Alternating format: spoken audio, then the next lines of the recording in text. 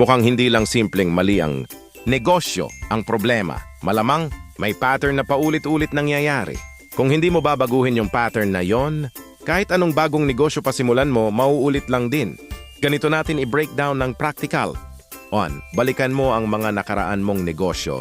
Huwag lang fail, i-analyze mo. Kulang ba sa customers? Mali ba ang presyo? Mataas ang gastos? Walang malinaw na target market? Kung pare-pareho ang dahilan, doon ka mag-focus. 2. Huwag agad mag-full scale. Maraming nalulugi kasi todo agad puhunan. Subukan mo muna. Maliit na version, test muna. Pre-order system, soft launch. Kung walang bumibili sa maliit, lalong hindi sa malaki. 3. Ayusin ang market, hindi lang produkto. Hindi sapat na maganda ang binebenta. Mas importante. May demand ba? Kailangan ba talaga yan ng tao? May kakompetensya ba at bakit sila ang pinipili? 4. Cash flow ang bantayan, hindi lang kita maraming negosyo mukhang kumikita pero nalulugi sa totoo.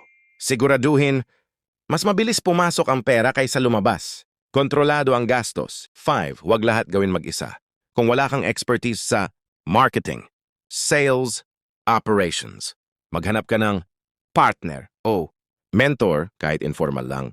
Yes, mag-focus ka muna sa isang negosyo. Kung sabay-sabay hati ang oras at attention mo, mas mataas chance ng failure.